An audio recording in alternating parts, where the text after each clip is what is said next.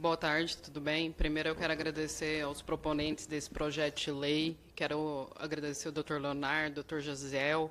Acho que vocês abriram portas para mais gente do que vocês imaginam, e isso é muito forte. Você conta a trajetória aí da perda de uma pessoa que a gente ama nessa luta e de você ter o seu escudo. Eu escutei da pessoa que eu amava que ela não aguentava o peso da minha doença e que ela ia embora, e que eu jamais subiria o Everest com ela. Mas está tudo bem, a gente passa por isso, todas nós passamos, né? Eu estou aqui, antes de mais nada, para agradecer vocês, porque essa porta é muito mais ampla e até o final do meu discurso vocês vão perceber o quão ampla ela é. Antes, quero me apresentar, sou psicóloga, ativista por políticas públicas para encefalomielite miálgica, síndrome da fadiga crônica, representante da ABENDES, a primeira associação brasileira de encefalomielite miálgica do Brasil, e desautonomia, encefalomielite miálgica e desautonomia, e do PSB Inclusão. Eu estou imaginando aqui que vocês estão aqui se perguntando o que diabos essa menina está fazendo na lei da fibromialgia, né? E a resposta é, se estamos aqui, é porque se você pegar o caput dessas leis, vocês verão que existem outras doenças incluídas nelas, dentre elas a síndrome da fadiga crônica. No entanto, na prática, permanecemos completamente invisíveis e desamparados por essas legislações. O exemplo disso são as próprias manifestações administrativas dessa casa, que chamam essa lei de lei da fibromialgia. Trazemos uma trajetória extensa e exaustiva, ainda mais para quem vive com síndrome da fadiga crônica, fibromialgia, dor complexa regional ou doenças correlatas. A começar pela nossa primeira reunião com o Ministério da Saúde, em que o secretário de Saúde falou para mim que não faria nada, porque ele não tinha nada sobre síndrome da fadiga crônica. Ainda me lembro de quando eu abri um banner no Palácio do Planalto e fui obrigada a fechar pela sua assessoria, que veio com a ministra da Saúde, um sonho, desde o dia da sua posse, e que aconteceu, mas também se transformou em promessas vazias. A primeira-dama estava com a agenda e suas responsabilidades não alinhadas com a pauta. Mal sabia ela que essa pauta dependia da sensibilidade de mulheres como ela. Afinal, a doença afeta 3 vezes mais mulheres do que homens. A luta é extensa. Não é sobre direita ou esquerda. Acho que quando a gente se depara aqui com pacientes como esses, a última coisa que ele está pensando é sobre direita ou esquerda.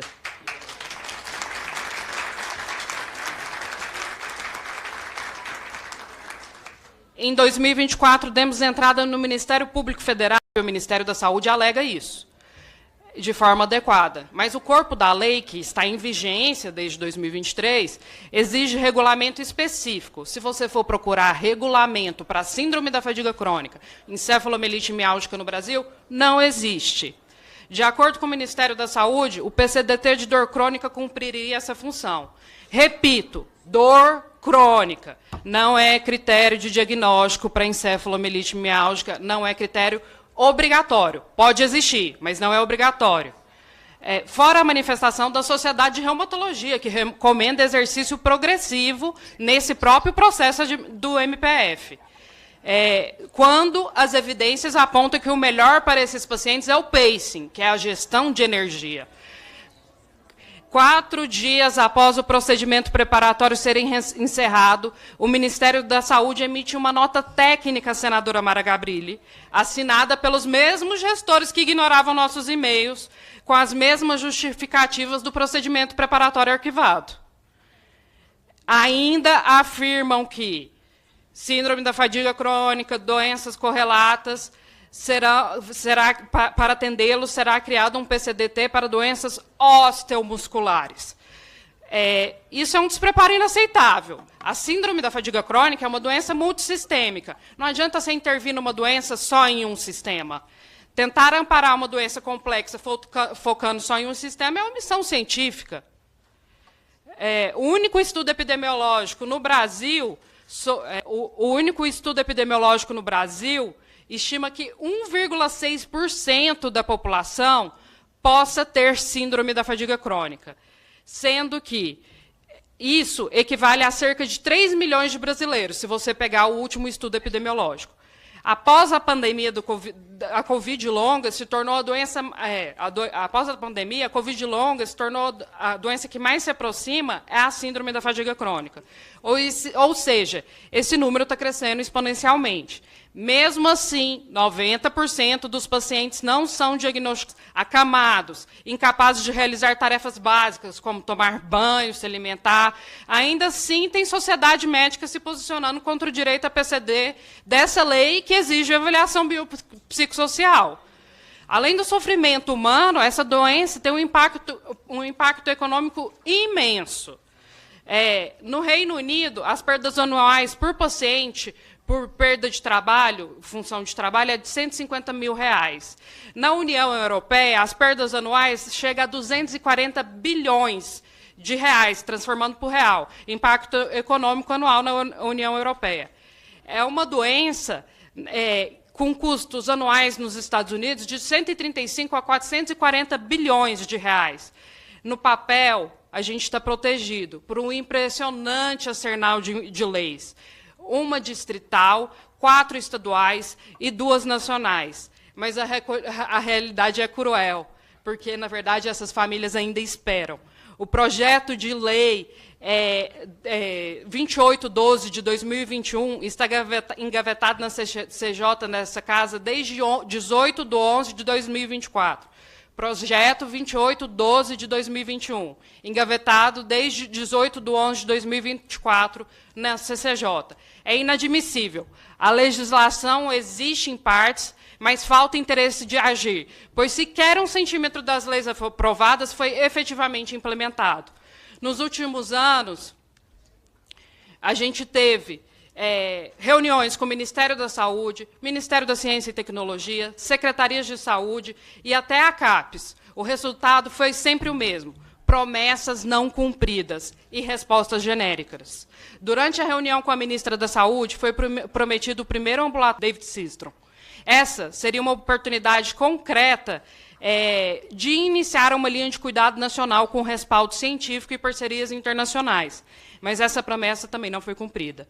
Após uma manifestação simbólica feita no mês de maio na esplanada dos ministérios, milagrosamente o Ministério da Saúde nos chamou para uma reunião, depois de diversos e-mails ignorados. Fomos orientados aqui a criar um projeto que nem eles sabiam definir a estrutura técnica.